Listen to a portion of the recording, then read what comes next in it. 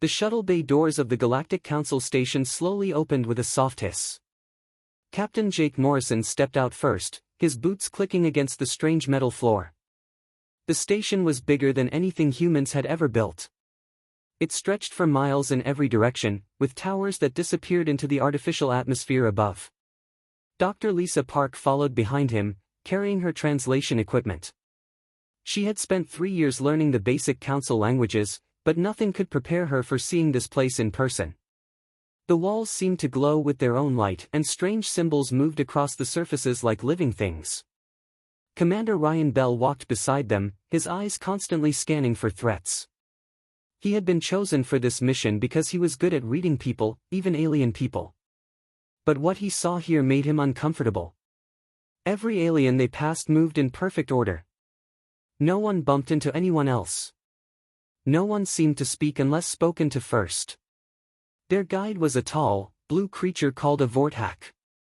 It had 4 arms and spoke in a voice that sounded like music. "Welcome to Station Harmony," it said. "You are the representatives of the species called humans, correct?" "Yes," said Ambassador Steve Martinez, who had joined them from another shuttle. "We are honored to be here." The vorthak guide nodded slowly. "Before we proceed, you must understand our communication protocols. In council chambers, only one being may speak at a time. Interruptions are not permitted under any circumstances. Do you understand?" Dr. Lisa Park raised her hand. She waited until the guide looked at her before speaking. "What happens if someone speaks by accident?" The guide's 4 eyes blinked in sequence. "Accidents do not happen. The neural pathways of all civilized species prevent such chaos." Kate Johnson, their diplomatic assistant, frowned. "Neural pathways? You mean it's biological?" "Of course," the guide said, seeming surprised by the question. "How else would order be maintained? Without proper turn-taking protocols, communication becomes impossible." They walked through long corridors filled with beings from dozens of different worlds. Ryan noticed something strange. Every conversation they passed followed the same pattern. One person would speak completely, then stop. The other would wait a full second, then respond. No one ever spoke at the same time. "This is weird," Kate whispered to Lisa. "Shoo," Lisa whispered back. "We need to follow their rules." But Ryan saw their guide stop walking.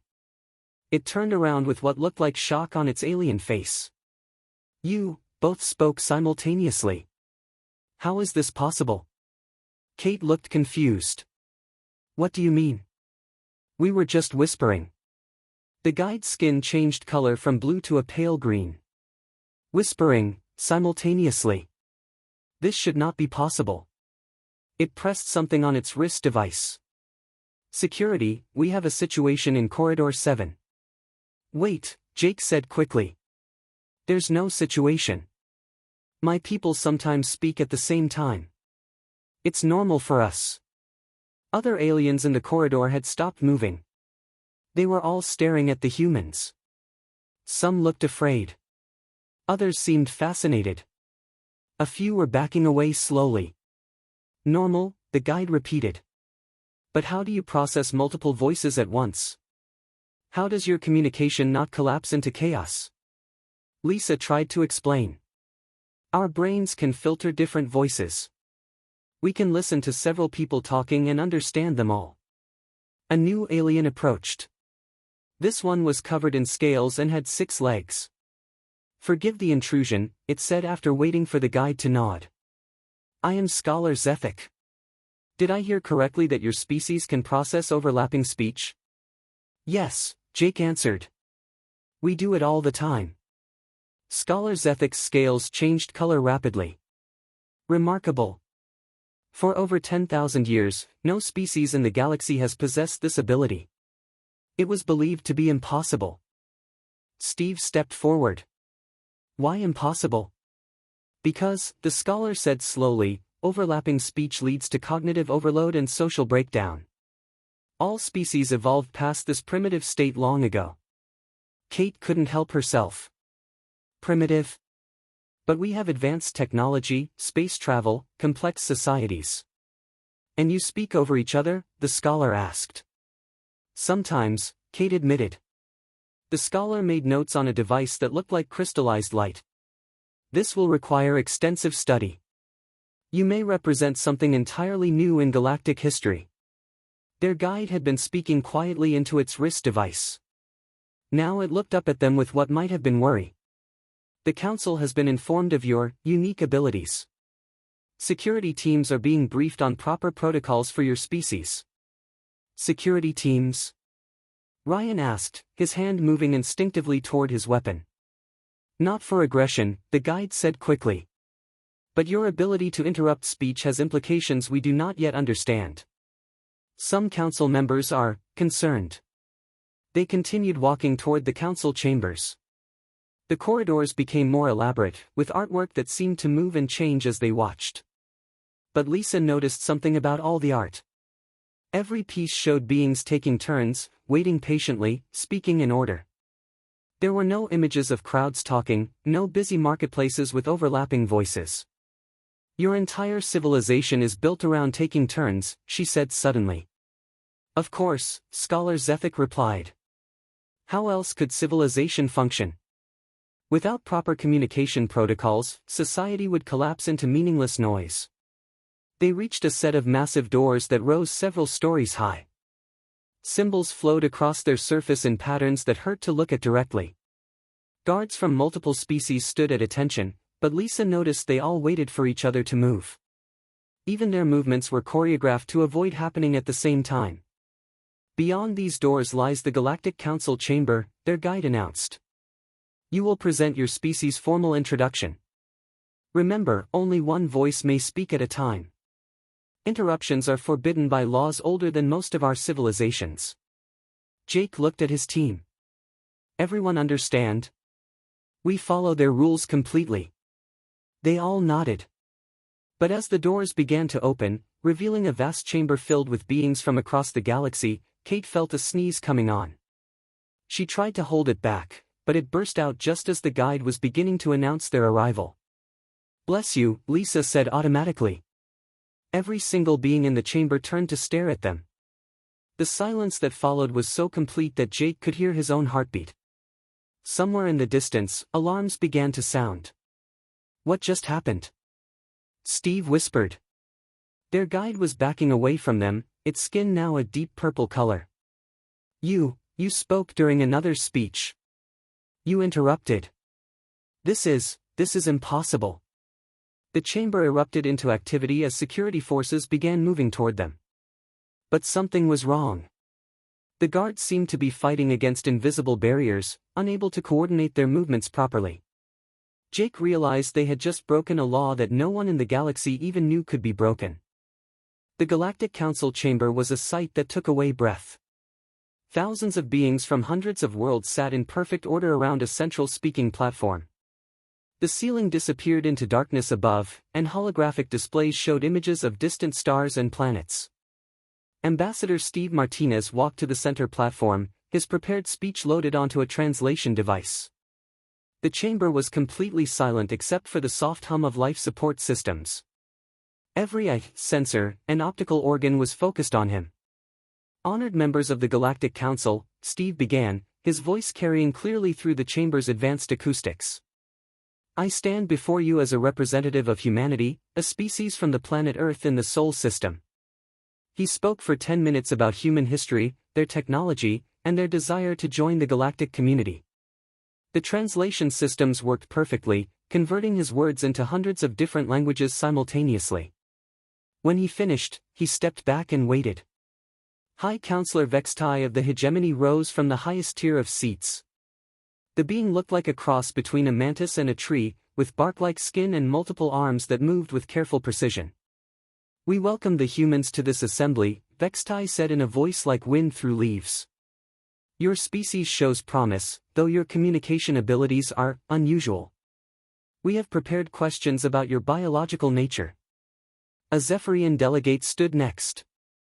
The Zephyrians looked like floating jellyfish made of crystal, and this one pulsed with blue light as it spoke. Your reproduction rate suggests you give birth to live young, the delegates said. Yet our scans indicate you lack the standard mammalian birthing chambers. How do human females produce offspring? Dr. Amy Foster, the marine biologist on their team, shifted in her seat. She had been chosen for this mission because of her expertise in reproductive biology, and the Zephyrian had gotten several facts wrong. Actually, Amy said, standing up, human females do have birthing chambers. They're called wombs, and they're internal rather than external-like.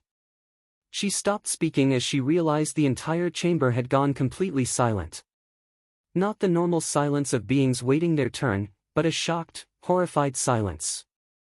Every single delegate was staring at her with what looked like terror. High Counselor Vextai's bark-like skin had turned white. She interrupted. During official testimony.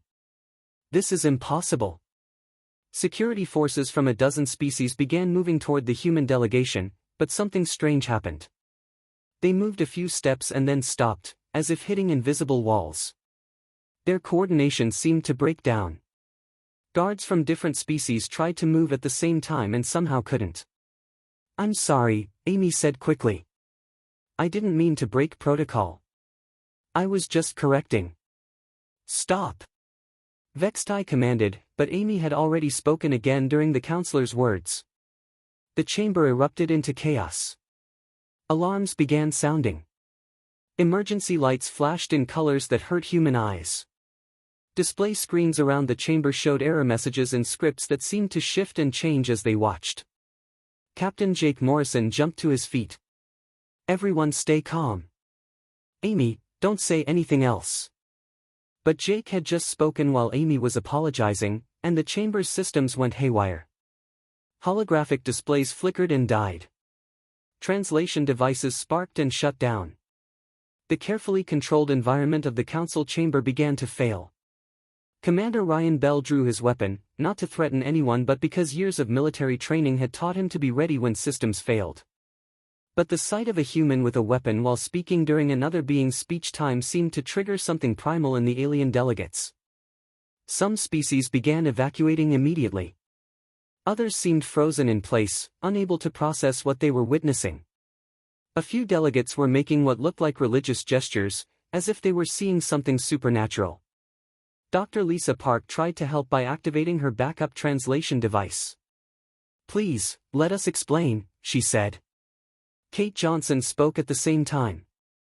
We don't understand what we've done wrong. The two human voices overlapping each other had an immediate effect on the chamber's remaining systems. The main lighting failed completely, leaving only emergency illumination. The air recycling systems made grinding noises and stopped working properly. Scholar Zethik, who had followed them into the chamber, was pressing buttons on multiple devices with all 6 of his hands. The chamber's AI is in complete failure mode, he announced to anyone who could hear him. It cannot process overlapping speech patterns. This should be impossible. High Counselor Vextai was backing away from the human delegation, but somehow couldn't stop staring at them. In 10,000 years of galactic civilization, no species has ever been able to interrupt another's speech. The neural pathways that govern communication make it impossible. What neural pathways? Lisa asked, genuinely confused. The ones installed by. Vextai stopped mid-sentence, as if realizing they had said too much. Amy, despite Jake's orders to stay quiet, couldn't help her scientific curiosity. Installed? You mean artificial neural pathways? Steve was trying to maintain diplomatic calm. Honored Counselor, perhaps we could discuss this privately. But Steve's words overlapped with Amy's question and Vextai's attempt to not answer, and something unprecedented happened. The High Counselor, a being who had lived for over 300 years and served on the council for half that time, spoke while someone else was speaking. The first voice protocols prevent overlapping speech in all civilized species, Vextai said, then immediately clapped all 4 hands over their mouth in horror. The remaining delegates in the chamber began fleeing in panic. The Zephyrians simply vanished, teleporting away with flashes of light. The crystalline delegates shattered into component parts and reformed outside the chamber. Even the hardiest warrior species ran for the exits. Within minutes, only the humans, Scholar Zethek, and High Counselor Vextai remained in the massive chamber. Emergency lighting cast strange shadows on the walls, and the silence felt different now. Not the ordered silence of proper protocol, but the stunned silence of a broken system. "What have we done?" Jake asked quietly. Vextai was shaking, which looked odd on a being made of living wood. "You have done something that was thought impossible. You have spoken without permission from the first voice protocols. And worse, your presence has begun to break down the protocols in others." Scholar Zethek approached them carefully, as if they might explode at any moment. "High Counselor, what are the first voice protocols? I have never heard this term." Vextai looked around the empty chamber, then at the humans who had somehow changed everything just by being themselves. "They are the reason we have had peace for 10,000 years. And they are the reason your species may have doomed us all." Amy couldn't help herself. "Doomed? We just talked over each other. How is that dangerous?" Vextai stared at her. "Because the last species that could speak without permission nearly destroyed the galaxy. And we thought we had made sure it could never happen again." 3 days after the incident in the council chamber, the humans found themselves in a small conference room deep within the station. The main council sessions had been suspended, and emergency meetings were happening at all levels of galactic government. Dr. Lisa Park sat across from Ben Clark, their best linguistic expert, as he worked with a new translation device. The old ones had all failed when exposed to overlapping human speech. This new model was specially built to handle what the technicians called chaotic voice patterns. "The interesting thing," Ben said, "is that their entire language structure assumes turn-taking. There are no words for interruption in most galactic languages. They had to invent new terms just to describe what we did." Ambassador Steve Martinez paced around the room. Outside the windows, they could see alien ships arriving and leaving the station constantly. Word of humanity's abilities had spread throughout the galaxy in just 3 days. "Any word from Earth?" Steve asked Captain Jake Morrison. Jake shook his head. "Communication delays are still 12 hours each way. But I can imagine what headquarters is thinking right now." A soft chime indicated someone was requesting entry. Dr. Amy Foster, who was closest to the door, called out, "Come in." Scholar Zethek entered, followed by 2 beings the humans had never seen before. One looked like a walking tree with silver bark, and the other was a floating sphere of what appeared to be liquid metal. "I hope you do not mind the additional visitors," Zethek said.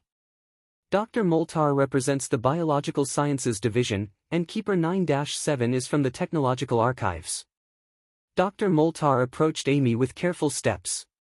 "Dr. Foster, I have spent the last 72 hours reviewing your species' biological data. Your neural structure is unlike anything in our records." "How so?" Amy asked. "All galactic species have what we call speech-turn neurons. They prevent overlapping vocalization at a biological level. But humans appear to lack these entirely." Keeper 9-7 floated closer to Ben's translation device. "More troubling is that human technology appears unaffected by communication chaos. Your devices continue to function normally during overlapping speech events." Lisa looked up from her notes. "You're saying that every other species in the galaxy has built-in biological programming that stops them from interrupting each other?" "Not programming," Dr. Moltar corrected. "Evolution. Or so we believed until 3 days ago." Scholar Zethek settled into a chair designed for his 6-legged body. "We have been researching the historical records since your arrival. What we have found is disturbing." He activated a holographic display that showed charts and timelines. 10,437 years ago, galactic civilization underwent what we call the Great Silence. Before this time, historical records are fragmentary and difficult to understand. Jake studied the timeline. What happened during the Great Silence? According to the official histories, it was a period of technological advancement where all species evolved beyond chaotic communication, Keeper 9-7 explained. Turn-taking protocols were established, and peace was achieved throughout the galaxy. Ben frowned. Evolved? In the same historical period? That's not how evolution works. Dr. Moltar's bark-like skin shifted color. Precisely our concern. Simultaneous evolution of identical traits across hundreds of species is statistically impossible. Amy leaned forward. So what really happened? Scholar Zethik activated another display, this one showing brain scans. We have compared your neural patterns with our own. Every galactic species has identical modifications in the speech centers of their brains. Modifications that appear to be artificial. The room fell silent as the implications sank in. Finally, Steve spoke.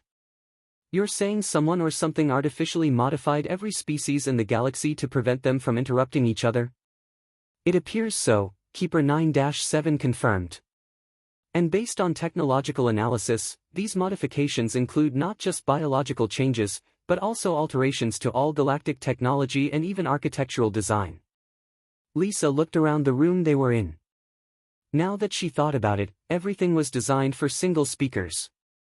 There were no spaces for multiple conversations, no acoustic design for handling overlapping voices. Our entire civilization is built around the assumption that only one being can speak at a time, she realized. Commander Ryan Bell, who had been quietly listening, finally spoke up. This is starting to sound like mind control on a galactic scale. Dr. Moltar nodded slowly. We have been reluctant to use those terms, but your assessment appears accurate. Jake stood up and walked to the window. Ships were still arriving and departing in perfect order, each one waiting its turn to dock. If these modifications are so complete, how is it possible that humans are unaffected? That, said Scholar Zethik, is the question that is causing panic among the Council leadership. There are only a few possible explanations. Ben looked up from his translation work. Such as, either humans evolved naturally without the modifications, which seems unlikely given the timing of your species' development, Keeper 9-7 listed. Or humans are descendants of whatever species created the modifications in the first place. Amy felt a chill run down her spine. What do we know about the species that might have done this? Scholar Zethik's expression became grim. Very little. The records from before the Great Silence refer to them only as the first voice.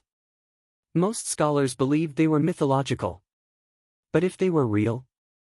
Steve asked. Dr. Moltar spoke quietly. The fragmentary records suggest the first voice had the ability to speak over each other, just as humans do. They also suggest that this ability gave them power over other species. Lisa was making notes rapidly.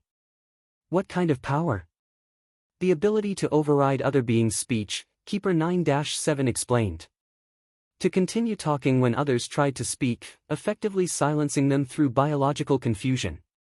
The humans looked at each other with growing understanding and horror. You think the modifications were a defense mechanism, Jake said. Something to prevent the first voice from controlling other species through speech. It is the most logical explanation, Scholar Zethik agreed. The question now is whether humans are the return of the first voice, or simply the first species to evolve beyond the defensive modifications. Ryan stood up suddenly. Either way, half the galaxy probably sees us as a threat.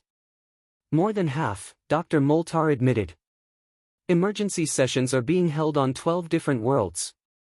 Some species are calling for humanity to be quarantined. Others want you to undergo neural modification to match galactic standards. Amy shook her head. And if we refuse? Scholar Zethik was quiet for a long moment. Then we may be looking at the end of galactic civilization as we know it. Because your presence is already causing changes in other species. Ben looked up sharply. What kind of changes? 3 species have reported isolated incidents of spontaneous overlapping speech among their populations, Keeper 9-7 reported. The modifications appear to be breaking down. The room fell silent again as everyone processed this information. Finally, Jake spoke. So we have a choice. Submit to having our brains altered, or risk causing a galactic communication breakdown that could destroy civilization. Those appear to be the only options, Scholar Zethik confirmed. Steve looked at his team. Unless we can find a third option. And fast. The deepest levels of the Galactic Council station felt different from the upper areas. The walls here were older, made of materials that seemed to absorb light rather than reflect it. Historian Alex Turner followed their guide through corridors that had been sealed for centuries until 3 days ago. Their guide was ancient even by galactic standards. Librarian Keth Moore had served in the archives for over 800 years, and claimed to remember when some of these records were first sealed. The being looked like a giant spider made of crystal, with dozens of eyes that never all blinked at the same time. These archives have been restricted since the Great Silence, Keth Moore explained in a voice like breaking glass. The knowledge contained here was deemed too dangerous for general access. Alex carried a portable scanning device, while Security Chief Nick Torres kept watch behind them.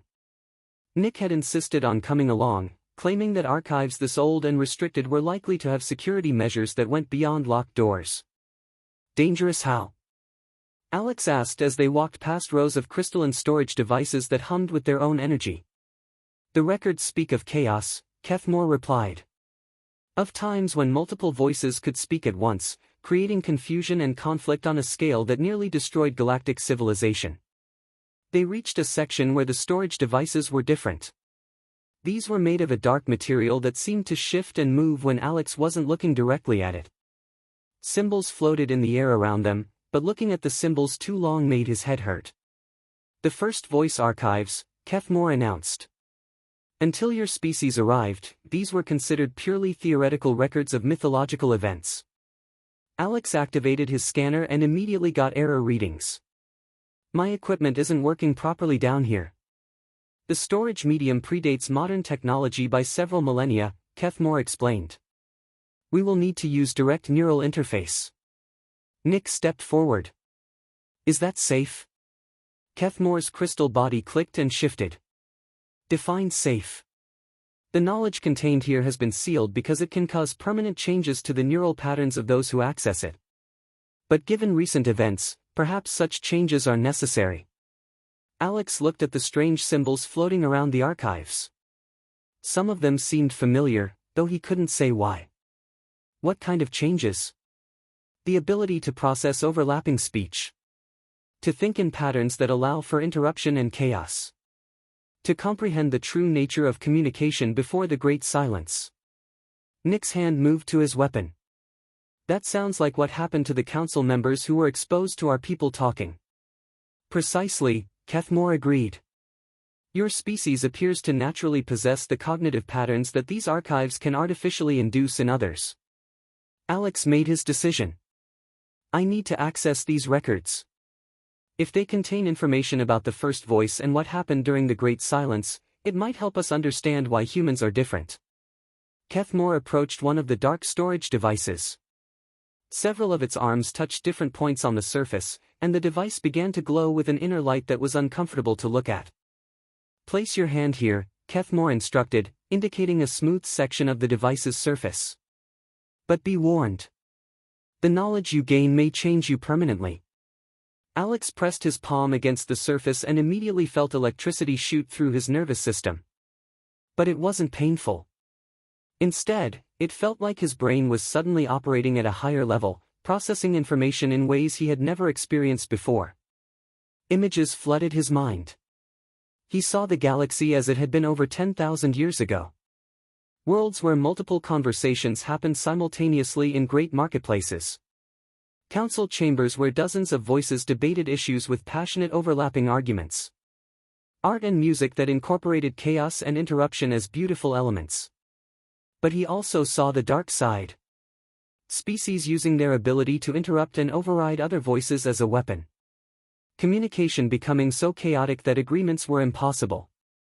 Wars fought not with weapons, but with voices that could silence enemies by talking over them until their minds broke down. And then he saw them. The first voice. They looked almost human, but not quite. Taller, with longer limbs and faces that seemed designed for speaking. They moved through the galaxy not as conquerors, but as teachers. They showed other species how to use overlapping speech as a tool for creativity and growth. But something went wrong. The first voice grew arrogant. They began to believe that their way of communication was the only correct way. They use their abilities to force other species to adopt their patterns, not through technology or violence, but through pure vocal dominance. Alex saw the great debates where first voice speakers would overwhelm entire councils by speaking continuously, never allowing others to respond. He watched civilizations crumble as their leaders became unable to think or speak in their presence. Enough, Kethmore said, pulling Alex's hand away from the device. You have seen enough for now. Alex staggered backward, his head spinning. The knowledge was still there, but it felt too big for his brain to contain all at once. Nick caught him before he fell. What did you see? Nick asked. The truth, Alex said weakly. The first voice weren't evil. They were just human. Too human. Kethmore's crystal body dimmed. Explain. Alex sat down heavily on the floor, trying to organize the flood of information in his mind. They had the same abilities as modern humans. They could speak over each other, process multiple voices, handle communication chaos. But they used these abilities to dominate other species. How? Nick demanded. By being louder. By never stopping. By talking over everyone else until no one could think clearly enough to disagree. Alex looked up at the floating symbols, which now seemed almost readable. That's why the neural modifications were created. Not to prevent chaos, but to prevent domination. Kethmore moved closer. And what does this mean for your species? Alex struggled to his feet. It means we're not the first humans in the galaxy. We're the descendants of the first voice, or at least we share their abilities. The question is whether we'll make the same mistakes. A sound echoed through the archives, the soft footsteps of someone approaching. Nick immediately drew his weapon and positioned himself between Alex and the sound. 3 figures emerged from the shadows between the archive stacks. They wore environmental suits that concealed their species, but they moved with a fluid grace that seemed almost familiar. You should not have accessed those records, one of them said in a voice that was perfectly clear despite speaking through a suit communicator. Who are you? Nick demanded. We are the Eternal Archive, the figure replied. The keepers of the true history. And we have been waiting for the return of the first voice for 10,000 years.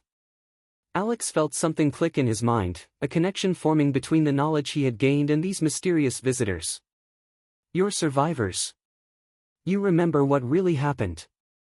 We remember everything, the second figure said. Including why the neural modifications were not just a defense, but a trap. Kethmore backed away from the suited figures. The Eternal Archive is a myth. You were destroyed during the Great Silence. We were hidden, the third figure corrected. Waiting for the day when the first voice would return. And now they have. Nick kept his weapon trained on them. What do you want? The first figure stepped forward. To warn you. The modifications that created galactic peace are beginning to fail. Other species are starting to regain the ability to interrupt speech. But they are not equipped to handle this power responsibly. Alex felt another piece of the puzzle fall into place. The chaos we've been causing. It's not just breaking the modifications. It's awakening abilities that have been suppressed for millennia. Yes, the figure confirmed. And unless humanity learns from the mistakes of the first voice, the galaxy will tear itself apart. Again. The archives around them began to glow brighter, as if responding to the presence of the suited figures. More symbols appeared in the air, and Alex found he could read some of them now. What do you need us to do? He asked. Learn the true history, the first figure said. Understand what went wrong before. And help us prepare for what is coming. Nick lowered his weapon slightly. What's coming? The 3 figures looked at each other, and Alex had the distinct impression they were communicating in ways he couldn't perceive. The return of the cacophony wars, the second figure said finally. The galaxy is about to remember what it was like when everyone could speak at once. And most species are not ready for that freedom. Engineer Sam Rodriguez had spent 3 days taking apart galactic technology, and what he found made him question everything he thought he knew about advanced civilization. In his makeshift workshop on level 12 of the station, he had communication devices, computer systems, and even basic tools spread across multiple tables. Every single piece of technology contains the same underlying code, he explained to the rest of the team. It's not added on later. It's built into the basic programming languages, the hardware architecture, even the mathematical formulas they use for engineering. Dr. Amy Foster looked up from her biological research notes. Just like the neural modifications we found in every galactic species. It's completely integrated into their society. Captain Jake Morrison studied the disassembled devices. You're saying their entire technological civilization is designed around preventing overlapping communication? More than that, Sam said, pointing to a holographic display of code. The technology actively suppresses any attempt to process multiple simultaneous signals. If you try to run two communication programs at the same time, the system shuts down rather than create chaos. Ambassador Steve Martinez had been quiet for most of the meeting, but now he spoke up. We need to understand the implications of this. If we share our technology with them, will it break their systems?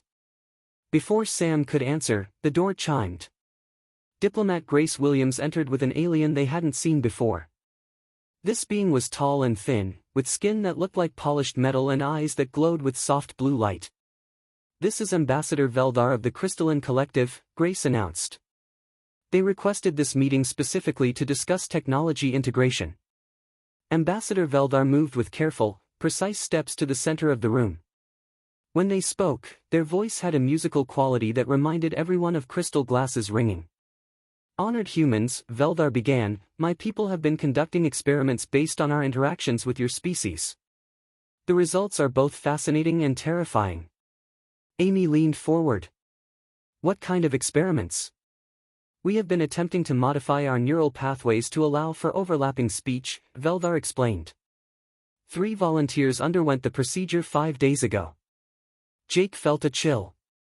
What happened to them? Veldar's glow dimmed slightly. They can now interrupt each other's speech. But the change is spreading to other members of our collective through our neural link network. We estimate that within 30 days, our entire species will have regained the ability for chaotic communication. Steve stood up. Is that dangerous for your people? We do not know, Veldar admitted. For the first time in recorded history, our collective consciousness is experiencing disagreement. Some of our people are speaking simultaneously about different topics. Our decision-making process, which has been instantaneous for millennia, now takes hours. Sam looked at his disassembled technology. And your systems? Failing, Veldar confirmed. Our technology cannot handle multiple input streams. Our cities, our ships, our entire infrastructure is beginning to malfunction as more of our people regain chaotic speech. Grace pulled up a chair for Veldar, though the being remained standing. Ambassador Veldar has a proposal for us. We wish to learn from humanity, Veldar said. Your technology functions normally despite overlapping communication. Your society operates with constant interruption and chaos. We need to understand how you maintain order. Amy laughed, but not unkindly. We don't maintain order. We just adapt to chaos. But how? Veldar asked urgently. How do you make decisions when multiple people speak at once? How do you determine truth when voices conflict?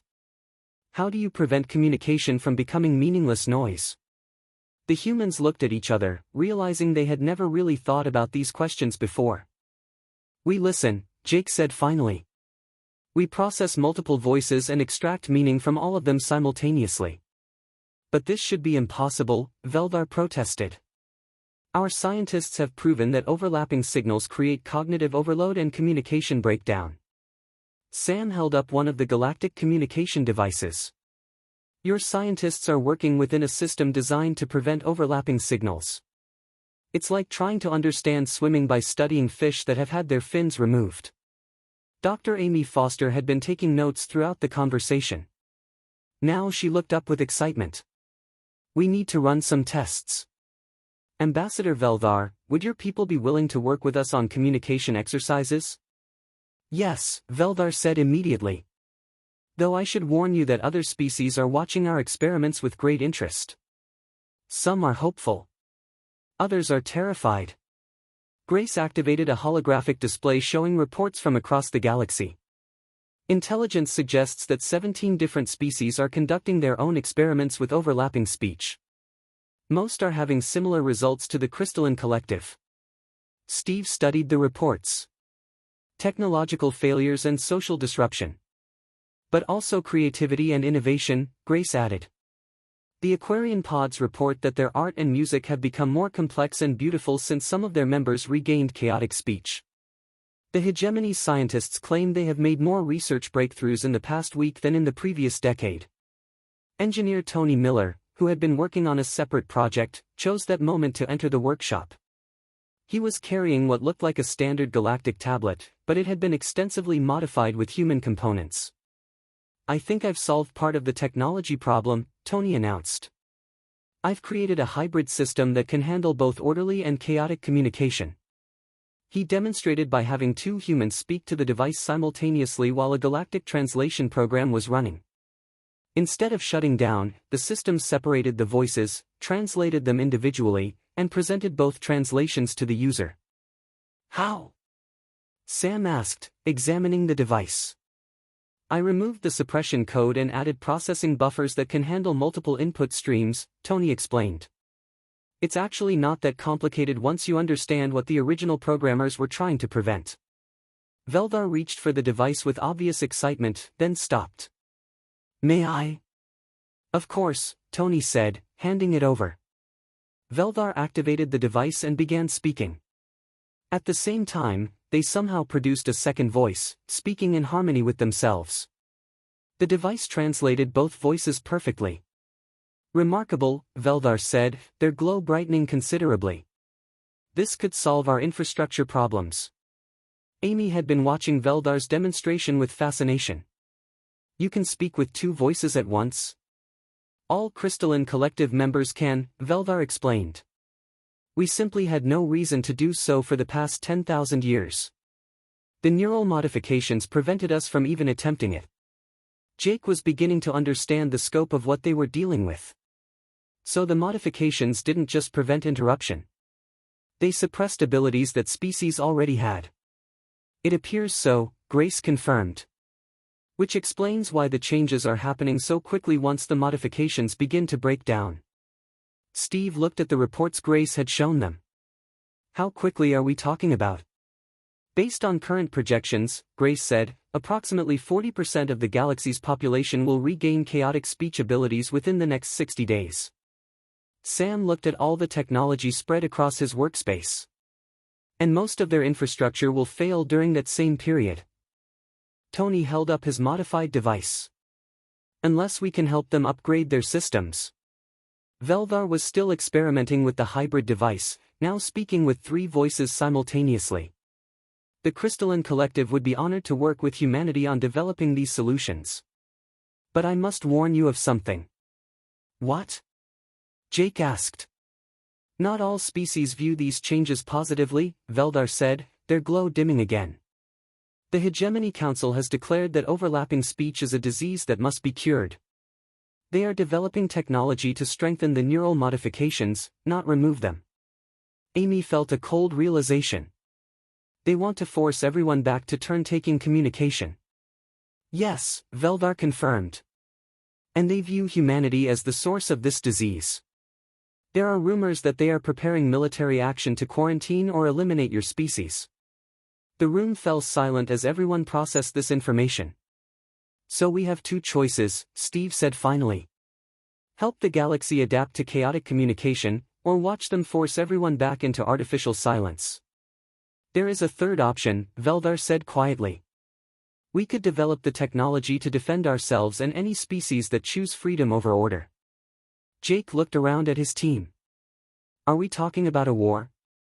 We are talking about the right to speak freely, Veldar replied. Which, according to your history, is something humans have fought for before. Dr. Amy Foster had been studying galactic biology for 2 weeks now, and every discovery made her more convinced that the entire galaxy had been artificially modified. In her laboratory aboard the human transport ship, she had biological samples from 43 different species, and every single one showed the same modifications. The neural pathways that control speech are identical across species that evolved on completely different worlds, she explained to Captain Jake Morrison as he reviewed her latest findings. This isn't natural evolution. This is genetic engineering on a scale we can barely comprehend. Jake studied the holographic brain scans floating above Amy's desk. How many individuals would you need to modify to change an entire species? If you could modify the reproductive cells, you could change a species in just a few generations, Amy said. But to do this to hundreds of species simultaneously across the galaxy? You'd need technology that we can't even imagine. Before Jake could respond, an alarm chimed throughout the ship. Commander Ryan Bell's voice came over the communication system. All senior staff to the bridge immediately. We have an unscheduled visitor. Jake and Amy hurried to the bridge, where they found the rest of the team gathered around the main display screen. Outside their ship, a vessel unlike anything they had ever seen was approaching. It looked ancient, made of materials that seemed to shift between metal and crystal. Symbols flowed across its hull in patterns that hurt to look at directly. They appeared out of nowhere, Ryan reported. No engine signatures, no energy readings. One moment empty space, the next moment that ship was there. Ambassador Steve Martinez was already at the communication station. They're requesting permission to board. They claim to be representatives of something called the Eternal Archive. Dr. Lisa Park looked up from her translation equipment. That's the group that Alex encountered in the restricted archives. They said they were survivors from before the Great Silence. Jake made the decision quickly. Grant permission. But full security alert. 20 minutes later, they gathered in the main conference room to meet their visitors. 3 beings entered, still wearing the environmental suits that concealed their species. But this time, one of them carried what looked like a crystalline storage device similar to the ones from the archives. Captain Morrison, the lead figure, said in a voice that was somehow familiar despite the suit's communication system. We apologize for the dramatic arrival, but circumstances have become urgent. What circumstances? Steve asked. The second figure activated the storage device, and holographic images filled the room. They showed star charts of the galaxy, but with thousands of points of light that pulsed with different colors. These are the locations of installations built by the first voice over 10,000 years ago, the figure explained. They have been dormant since the Great Silence. But your species' presence in the galaxy has begun to wake them. Amy studied the star chart. What kind of installations? Communication amplifiers, the third figure answered. Devices designed to project the first voice's speech patterns across interstellar distances. They were used to implement the neural modifications that created galactic silence. Jake felt a chill as he understood the implications. And they're waking up because we're here? Your natural chaotic speech patterns are resonating with the dormant systems, the first figure confirmed. In the past 14 days, 47 installations have come online. They are beginning to reverse the neural modifications. Linguist Tony Miller, who had been quiet until now, spoke up. Is that why so many species are spontaneously developing the ability to interrupt speech? Partially, the second figure said. But the installations are also doing something else. They are attempting to implement new modifications that would give all species the communication abilities of the first voice. Dr. Lisa Park leaned forward. What's wrong with that? Wouldn't that be good? The third figure was quiet for a long moment. The first voice were not evil, but they were flawed. Their final modifications were designed to create a galaxy where everyone could speak with their level of chaotic communication. But they made a critical error. What error? Amy asked. They tried to give everyone the same abilities without teaching them the wisdom to use those abilities responsibly, the first figure explained. The result was the cacophony wars. Entire civilizations destroyed themselves through uncontrolled communication chaos. Ryan pulled up tactical displays on his personal tablet. How long do we have before these installations finish their work? Based on current activation rates, approximately 90 days, the second figure replied. After that, every being in the galaxy will have the communication abilities of ancient humans, but with no understanding of how to control them. Steve stood up and began pacing. So we're looking at either artificial silence enforced by the hegemony, or artificial chaos that could destroy galactic civilization. Those appear to be the only options, the first figure confirmed. Unless what? Jake demanded. The lead figure reached up and began removing their environmental helmet. Unless humanity can learn from the mistakes of their ancestors and help create a third option. The helmet came off, revealing a face that was almost human, but not quite. The features were more refined, the eyes larger, and there was something about the bone structure that suggested this being was designed for complex vocalization. "My name is Kethvar," the being said in a voice that no longer needed electronic amplification. "I am the last pure descendant of the first voice. And I have been waiting 10,000 years for humanity to return to the galaxy." Amy stared at the alien who looked so much like a human. "You're saying we're related?" "In a sense," Kethvar replied. When the first voice realized their modifications were causing chaos rather than progress, some of them tried to find a solution. They sent expedition ships to distant galaxies, hoping to develop new approaches to chaotic communication. And one of those ships reached Earth, Lisa realized. "Yes," Kethvar confirmed. "Your species is the result of 10,000 years of natural evolution from first voice genetics. You represent what the first voice could have become if they had developed their abilities slowly and naturally." The second figure also removed their helmet, revealing another almost human face. "I am Zara Lynn. We have been monitoring human development through hidden observation posts in your solar system." Jake felt overwhelmed by these revelations. "Why didn't you make contact before now?" "Because you needed to develop your own solutions to chaotic communication," the third figure said, also removing their helmet to reveal a face similar to the others. "I am Dex Moore.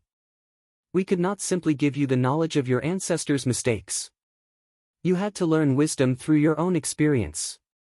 Tony was making notes rapidly. "And now that we're here, now we need to work together to create a solution that neither the ancient first voice nor the current galactic powers can conceive," Kethvar explained. "A way for beings to have the freedom of chaotic speech without losing the ability to communicate effectively." Amy looked at the star chart still floating in the room. "The installations that are waking up. Can we control them?" "Possibly," Zara Lynn said. "But we would need to reach the central control facility. It's located in a system that has been sealed off since the Great Silence." Ryan studied his tactical displays. "How sealed off?" "Surrounded by automated defense systems that attack any ship attempting to approach," Dex Moore explained. "The Eternal Archive has tried to reach it for centuries without success." Steve stopped pacing and looked at the three descendants of the first voice. "But you think we might succeed where you've failed?" "Human technology is unaffected by the communication-based weapons that guard the system," Kethvar explained.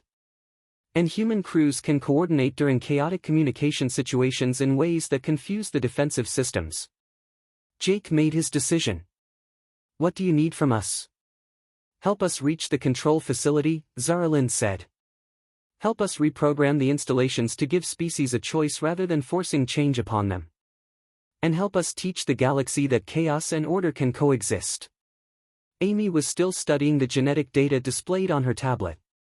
"There's something else, isn't there? Something you haven't told us." Kethvar nodded slowly. "The installations are not just modifying neural pathways.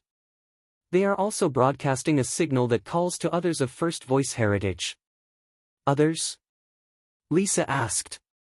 "Scattered throughout the galaxy are individuals and small groups descended from other first voice expeditions," Dex Moore explained. "They have been hidden, living quiet lives among modified species. But the signal is awakening their latent abilities." Ryan understood immediately. "How many others?" "We estimate several thousand individuals across the galaxy," Zara Lynn said. "They are beginning to manifest chaotic speech abilities without understanding what is happening to them. Some are being captured by the hegemony for study. Others are being worshipped as gods by species who remember the old legends." Jake looked at his team, then at the three visitors who had just changed everything they thought they knew about humanity's place in the galaxy. It sounds like we need to find these others and help them understand what they are, he said finally. Yes, Kethvar agreed. Because if we cannot unite the descendants of the first voice and teach them to use their abilities wisely, the galaxy will face a chaos far worse than anything the ancients ever created. The emergency session of the Galactic Council was unlike anything in recorded history. Instead of the usual orderly proceedings, the chamber buzzed with overlapping voices as delegates from dozens of species attempted to speak simultaneously. The ancient protocols that had governed galactic civilization for 10 millennia were breaking down in real time. Captain Jake Morrison watched from the observation gallery as chaos erupted below. Ambassador Steve Martinez was supposed to be addressing the council, but 3 other delegates were also speaking, and the translation systems kept shutting down and restarting as they tried to process multiple voices. This is what the galaxy looked like before the Great Silence, Kethvar said quietly beside him. The descendant of the first voice had insisted on attending, despite the risks. Except back then, the technology was designed to handle chaotic communication. Dr. Amy Foster monitored readings from her portable scanners. The hegemony delegates are the only ones still maintaining perfect turn-taking. Everyone else is showing some degree of neural modification breakdown. Below them, High Counselor Vextai was attempting to restore order by activating ancient emergency protocols. But the protocols themselves were failing as more delegates gained the ability to interrupt each other. The rate of change is accelerating, observed Dr. Lisa Park, who was tracking communication patterns across the chamber. It's not just random breakdown. The modifications are failing in a specific sequence. Commander Ryan Bell pointed to a group of Zephyrian delegates who were floating in agitated patterns. Those ones just started speaking over each other for the first time. And look at the Crystalline Collective section. In the area reserved for the Crystalline Collective, Ambassador Veldar was now speaking with 6 different voices simultaneously, creating a harmony that was both beautiful and disturbing to species not equipped to process multiple vocal streams. We're witnessing the reversal of 10,000 years of genetic and technological conditioning, Engineer Sam Rodriguez said from his position monitoring the chamber's systems. And it's happening faster than anyone predicted. Suddenly, the main chamber doors burst open. A squad of hegemony security forces entered, led by a figure in advanced armor that covered their entire body. The figure raised a device that looked like a weapon but emitted no visible energy. Citizens of the galaxy, the armored figure announced in a voice amplified to override all other speakers. I am Enforcer Prime Zekthul of the Hegemony Order Division. By emergency decree, this session is suspended until proper communication protocols can be restored. The device in their hands emitted a low-frequency pulse that seemed to affect many of the delegates. Those who had been speaking with multiple voices suddenly fell silent. Those who had been interrupting each other returned to orderly turn-taking. But the humans in the observation gallery felt no effects from the device. Neural suppression field, Amy realized. They're forcing the modifications back into place. Steve Martinez stood up in the delegate section. Enforcer Prime, by what authority do you suppress the natural communication abilities of galactic citizens? Natural? Zekthul's armor amplified their voice to an uncomfortable volume. These chaotic patterns are a disease introduced by your species. We are implementing a cure. Jake noticed that several delegates were fighting against the suppression field's effects. The Aquarian pods were shimmering with resistance, and some of the Crystalline Collective members were beginning to speak with multiple voices again despite the technology. The field isn't working on everyone, Ryan observed. Kethvar nodded grimly. The installations we discussed are still broadcasting. They're helping beings resist forced neural suppression. The hegemony's technology is fighting against ancient first voice systems. Below them, chaos erupted as different species began choosing sides. Some supported the hegemony's efforts to restore order. Others actively resisted the suppression fields. A few species seemed to be experiencing system overload as conflicting neural modifications fought for control. This is escalating into exactly what the historical records warned about, Lisa said, checking her translation of ancient texts. The cacophony wars began when different factions tried to force their communication standards on others. Engineer Tony Miller was monitoring communication networks throughout the station. It's not just here. I'm getting reports of similar incidents on 12 different worlds. The cascade effect is spreading faster than we can track. A new group entered the chamber, but these beings moved with fluid coordination despite the chaos around them. Jake recognized them as more members of the Eternal Archive, though these ones weren't wearing environmental suits. The situation has moved beyond our ability to control, Kethvar said, recognizing his fellow descendants of the First Voice. We need to implement emergency protocols. Amy looked at him sharply. What kind of emergency protocols? There is a way to temporarily stabilize the neural modifications across the galaxy, Kethvar explained. But it requires accessing the central control facility I mentioned earlier. And the journey there will be extremely dangerous now that both sides are preparing for conflict. Below them, Enforcer Prime Zekthul was setting up additional suppression devices throughout the chamber. But each device seemed to work for only a few minutes before beings began breaking free of their effects. The ancient installations are adapting to the hegemony's technology, Sam realized. They're learning to counter the suppression fields. Diplomat Grace Williams, who had been monitoring communications from Earth, approached Jake with urgent news. Captain, I've just received word from Home Command. They're deploying a full diplomatic fleet to support us. How many ships? Ryan asked. 12 vessels with full crews. But that's not the important part. Grace activated a holographic display showing personnel files. Command has been secretly recruiting humans who show enhanced communication abilities. People who can process even more overlapping voices than normal. Jake studied the files. Enhanced how? Some can understand up to 20 simultaneous speakers. Others can communicate using multiple vocal patterns at once, like the Crystalline Collective. A few show abilities we don't even have names for yet. Kethvar examined the files with obvious interest. These individuals likely have stronger first voice genetics.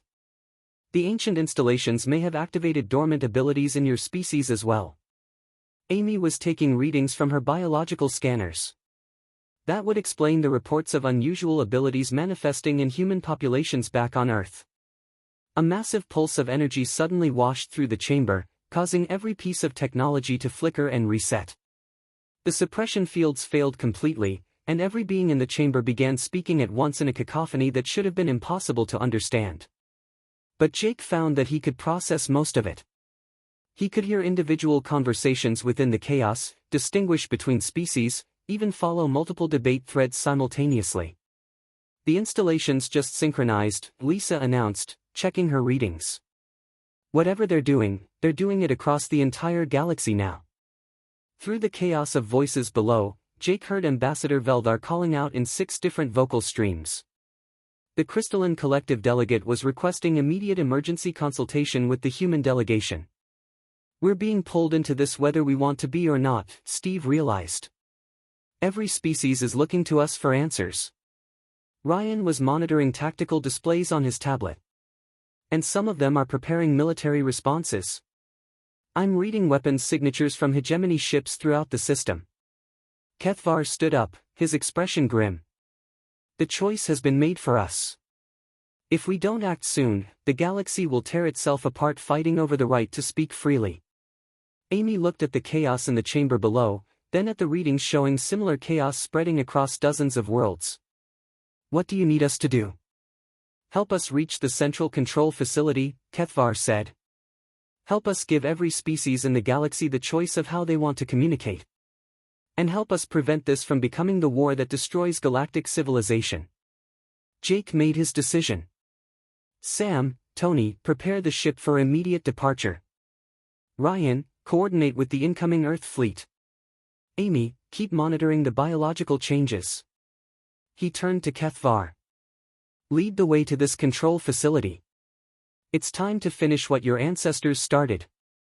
Below them, the Galactic Council chamber had become a scene of beautiful chaos as hundreds of beings discovered the joy of speaking freely for the first time in 10,000 years. But Jake knew that without guidance, this freedom could quickly become destruction. The real work was just beginning. His journey to the sealed system took 3 days through hyperspace routes that had been abandoned since the Great Silence. Captain Jake Morrison stood on the bridge of their ship, watching as the ancient control facility grew larger on their screens. It was massive, easily the size of a small moon, covered in structures that seemed to shift and change as they watched. "The automated defenses are activating," Commander Ryan Bell reported from the tactical station. "But they're not targeting us. They seem confused by our chaotic communication patterns." Kethvar stood beside Jake, watching his ancestors' greatest creation come to life after millennia of dormancy. The facility was designed to respond to first voice commands. "But your species represents an evolution beyond what the original builders imagined." Dr. Amy Foster was monitoring the biological effects of approaching the facility. "I'm reading massive energy signatures that seem to be resonating with human neural patterns. Everyone on board is showing enhanced communication abilities." As if to prove her point, engineer Sam Rodriguez and linguist Tony Miller were having a conversation near the engineering station while simultaneously helping Dr. Lisa Park with translation protocols and coordinating with the arriving Earth fleet. Their ability to process multiple conversations at once had increased dramatically. "The facility is trying to interface with us," Lisa announced from her communication station. "It's broadcasting on frequencies that match human brain patterns." Jake made the decision to allow the interface. Immediately, his mind filled with images and knowledge that wasn't his own. He saw the galaxy as it had been before the Great Silence, vibrant with overlapping conversations, creative chaos, and innovation born from the clash of different ideas. But he also saw what went wrong. The first voice had become obsessed with spreading their gift to every species in the galaxy, not through patient teaching but through forced neural modification. They had created a cascade effect that overwhelmed other species' ability to adapt. "They made the same mistake we're risking now," Jake realized, speaking his thoughts aloud. "They tried to give everyone the same abilities without considering whether those abilities were right for every species." Kethvar nodded sadly. "My ancestors believed that chaos communication was inherently superior to ordered communication. They could not conceive that different species might need different solutions." Ambassador Steve Martinez had been coordinating with the Galactic Council through quantum communication links. Now he looked up with urgent news. "The situation in the galaxy is deteriorating rapidly. 17 different species are reporting complete communication breakdown. The hegemony has declared martial law and is forcibly suppressing chaotic speech wherever they find it. And the installations are fighting back," Sam added, monitoring the facility's outputs. "Every time the hegemony suppresses communication chaos, the installations broadcast stronger signals to counter the suppression." Amy was studying biological data from across the galaxy. "We're looking at two different catastrophes. Species that can't adapt to chaotic communication are experiencing cognitive overload. Species that adapt too quickly are losing the ability to maintain ordered thought processes." Through the facility's interface, Jake began to understand the scope of the control systems. The installations could modify neural patterns across the galaxy, but they were programmed with the black-and-white thinking of their creators. They could only conceive of total order or total chaos. "We need to reprogram them," he realized. "Create a system that gives species choices rather than forcing changes." Kethvar activated control panels that had been dormant for 10 millennia. The central programming core is deep within the facility. But reaching it will require navigating security systems designed to prevent unauthorized modification. Engineer Tony Miller was already studying the facility's architecture through his scanner readings. The security systems are based on communication challenges. You have to prove you can handle increasingly complex chaotic speech patterns to access deeper levels. Which means humans should be able to reach the core more easily than any other species, Ryan realized. As they docked with the facility, Jake organized his team. Amy, Sam, and Tony will work on understanding the biological and technological systems. Lisa and Steve will maintain communication with the galaxy. Ryan and I will accompany Kethvar to the programming core. The interior of the facility was unlike anything they had experienced. Corridors seemed to shift based on the conversations of those walking through them. Walls displayed flowing symbols that changed meaning depending on how many people were speaking at once. The facility itself is a communication system, Kethvar explained as they made their way deeper into the structure. Every surface responds to vocal patterns, every room reconfigures based on the complexity of speech within it. They reached the first security checkpoint, where a holographic interface challenged them to demonstrate their communication abilities. The test required them to hold 6 different conversations simultaneously while solving mathematical problems and composing poetry.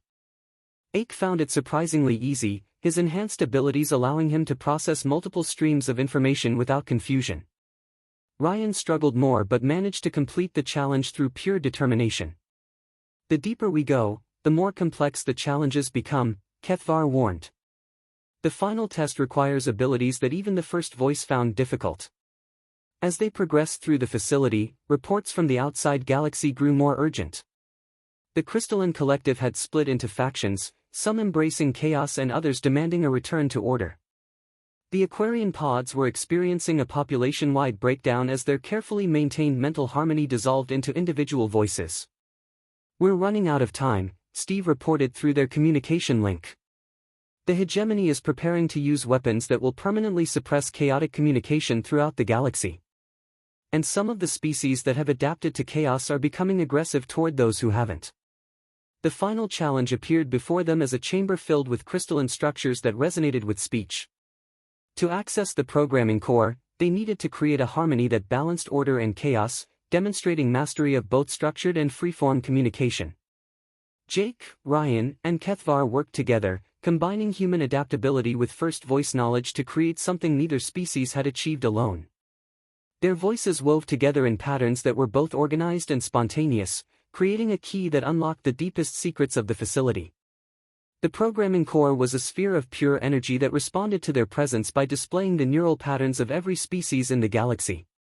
Jake could see the modifications that had been imposed, the changes that were currently occurring, and the potential futures that awaited different choices. "Show me how to give them choice," Jake said to the core. The sphere responded by opening pathways in his mind that allowed him to understand the true scope of the first voice legacy. The installations could be reprogrammed to offer each species a range of communication options rather than forcing a single solution. Working with Kethvar's knowledge and his own intuitive understanding of human communication, Jake began implementing changes to the galactic network. Instead of forcing chaos or order, the system would now detect each species' optimal communication patterns and help them develop in directions that suited their biology and culture.